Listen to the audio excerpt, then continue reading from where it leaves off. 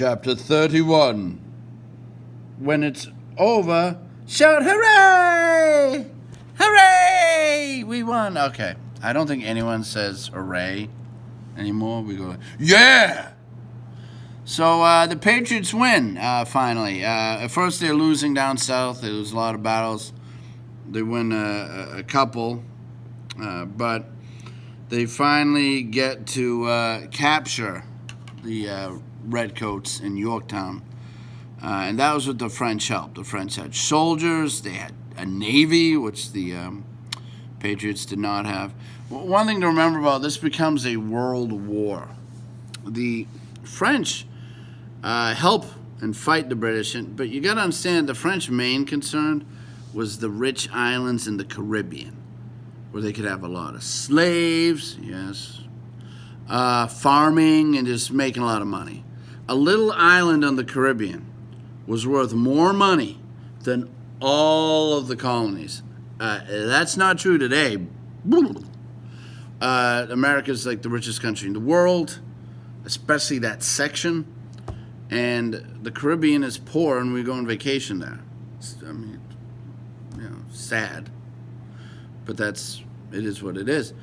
But back then, the islands were worth much more money. That's why the pirates used to hang around there a little before this revolution. That's where you get Pirates of the Caribbean. I mean, that's where all the money was. And the French wanted that money. So they were, instead of being pirates, they were navies fighting each other. The Spanish and French versus the British. And Spain did come on America's side too, which is nice. The French did more, admittedly. So we wouldn't have won without them. They gave us uniforms, even more soldiers, and we were able to capture Cornwallis right in Yorktown. General Clinton was in New York, and he was in charge of the whole revolution since William Howe gave up and went home. He had never lost, I don't think William Howe lost a battle, actually, but while he was a general on the field, but he went back home because he couldn't capture Washington. And Clinton in New York was late sending some ships down from New York. The French fought them back, and really Cornwallis was trapped in Yorktown. Another big hero of this, I think, that is mentioned in the book is Alexander Hamilton. Alexander Hamilton! Yeah, that guy. He got his military fame from this battle. Washington finally let him fight. Usually he was busy and doing his work for Washington as his aide-de-camp. But he knew he was so valuable and smart, and finally he let him command an army, and he did well. All right, let's move on, and let's end this war. Oh, God, Mr. Gailey, can you end the war? Well, the Patriots win, just like the Patriots always win the Super Bowl. Used to. Well, maybe again. Maybe this is our Valley Forge, and we will rise again.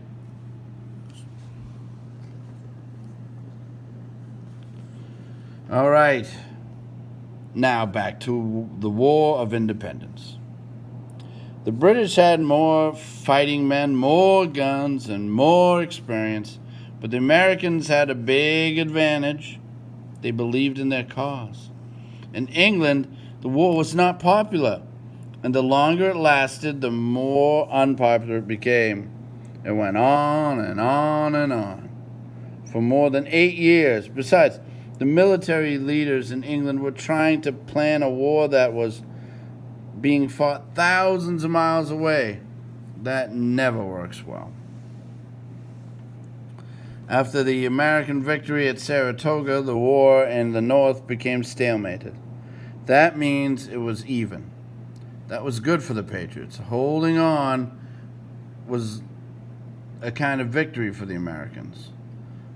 The British had to beat the rebel forces in order to win. So the English tried a new strategy. They shifted the war south. By 1778, 3 years into the war, Sir William Howe had gotten tired of the war and of being criticized for the way he was running things, so he resigned. General Henry Clinton became the new commander-in-chief of the British forces. Clinton believed the South was full of loyalists and that they would help the English soldiers. He named Lord Charles Cornwallis commander of his troops in the southern states. Then he loaded soldiers onto ships in New York Harbor and sent them south. Clinton kept a force in New York to hold on to that important city. Cornwallis was an able leader. First, the British captured Savannah, Georgia. A British colonel wrote of ripping one star and one stripe from the rebel flag of America. He was talking about Georgia. It seemed to be in British hands. Next, Cornwallis took Charleston, South Carolina. An American who was there described the British attack. It appeared as if the stars were tumbling down. Cannonballs whizzing and shells hissing continually amongst us. Ammunition, chests blowing up, great guns bursting, and wounded men groaning. Sounds fun! All right, no, it doesn't. The British won again at Camden, South Carolina. That was a big win. England thought it had won the South, but those who believed in the Patriot cause wouldn't let them have it. Americans formed guerrilla bands and fought as the Indians did, with raiding parties. We fight, we get beat. Rise and fight again, said Nathaniel Greene, the same man who was quartermaster general at Valley Forge. It must have been frustrating for the English officers. They kept winning the big battles, but they seemed to be losing the war. Yeah, so Nathaniel Greene wanted to lead armies. He didn't want to be the quartermaster general, but because he did a great job at quartermaster general in Valley Forge, Washington then rewarded him with being head of the armies of the South. So, it pays to do a good job. Then came the most important battle of all, the Battle of Yorktown. Yorktown is a river port near the Chesapeake Bay in Virginia. That's where General Cornwallis brought his troops in August 1781. It seemed an ideal headquarters spot for an army that got its supplies and support from the sea. This is a good time to check a map. Do we have a map? I will check it for you. All right, well, check a map. At least supply one in the book. Oh, that's ridiculous. Okay. That would have been nice. Check a map. We'll put one there. I think they're going to point out that Yorktown is right on the water. All right. Cornwallis's boss, General Clinton, was at the British military headquarters in New York. Clinton promised to send men and supplies by sea.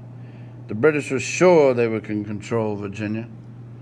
Washington and a French general, the Comte de Rochambeau, were in Rhode Island making plans. At first, they thought they would march their armies to New York, although they knew the city would be hard to take.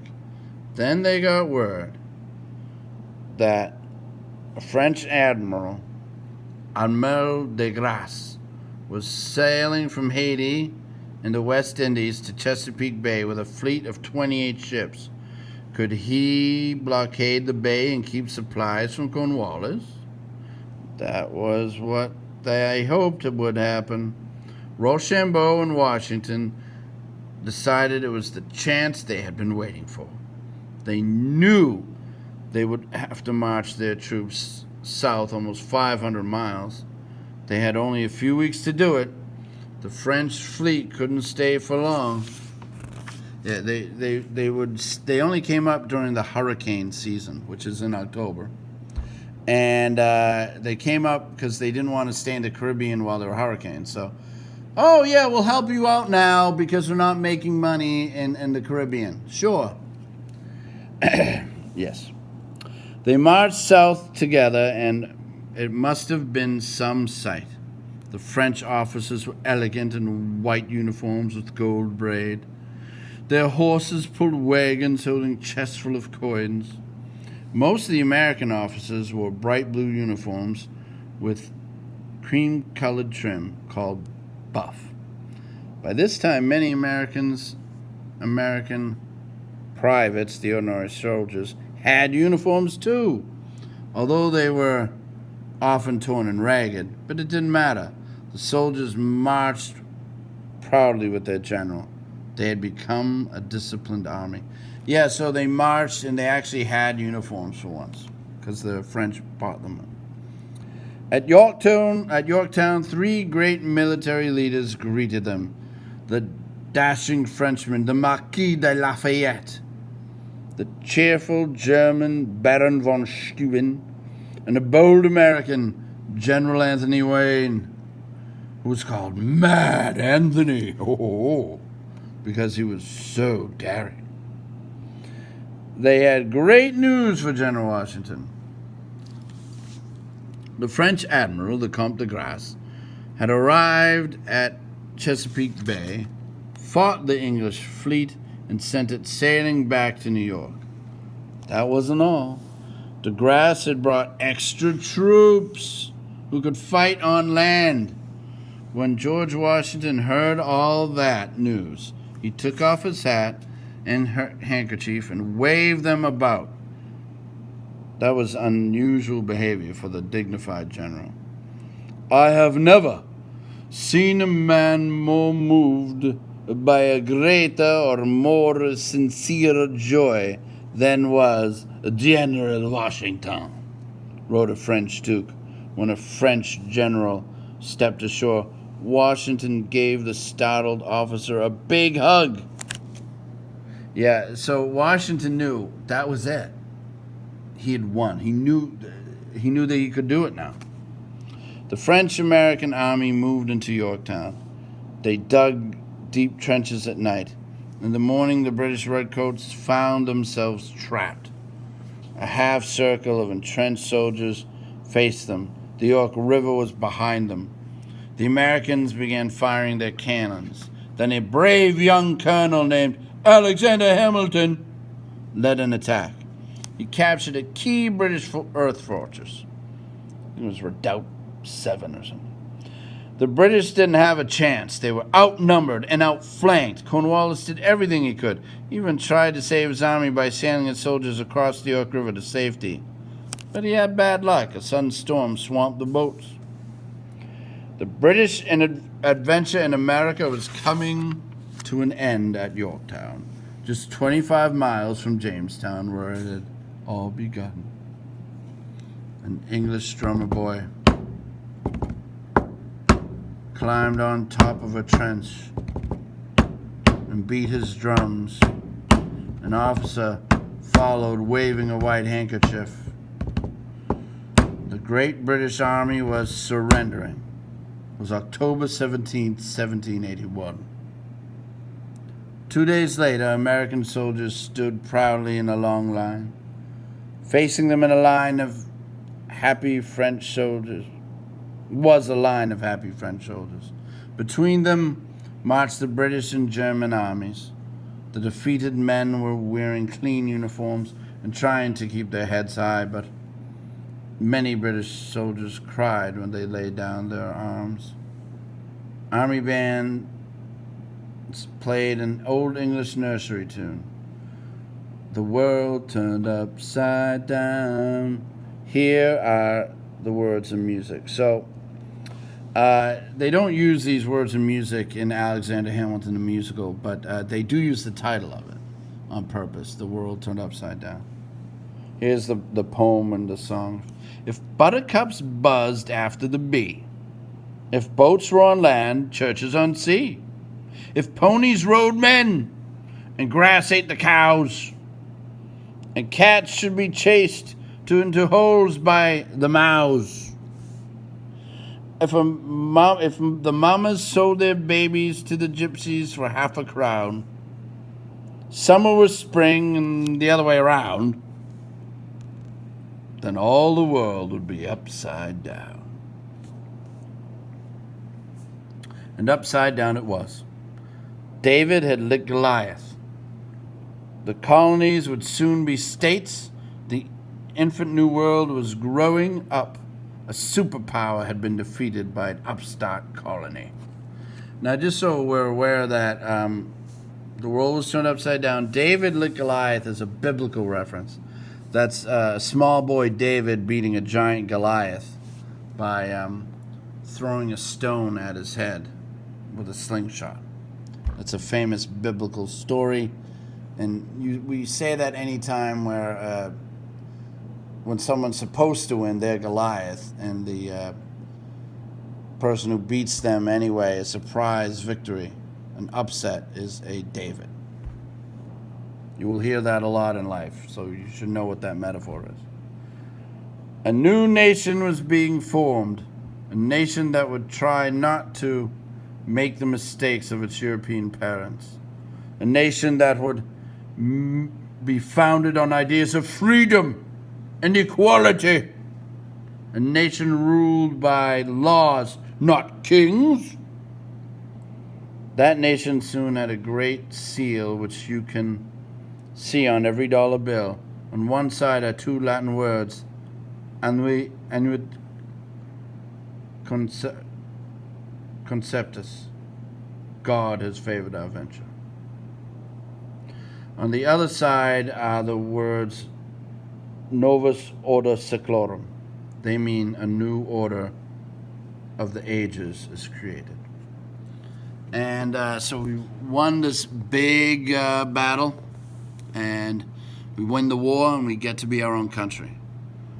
And I know last week some people tried to change that, tried to make their way correct by having the president that lost and said, no, you really won.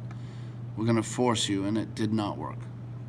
We're still that great country that is based on freedom and equality, and we're trying to get equality. We keep getting closer and closer to that. And we'll learn more about that when we talk about the government and how it was formed. And we're going to learn about the Civil War and civil rights. So this kind of ends the American Revolution part. And we're going to learn how we started as a nation, and we had a lousy government at first. And then we had the Constitution about 10 years later, a little under that. And that's the government we've had since that day, and we'll learn all about that. And I think it'll be really cool to learn about the Constitution and our rights right after all that trouble that was had in the Capitol, and that some people tried to take that away from us. All right, so good news. All right, go Pats in the Super Bowl. Okay, so they're not in the Super Bowl, but the Patriots won the American Revolution, so we can be happy about that. All right, bye.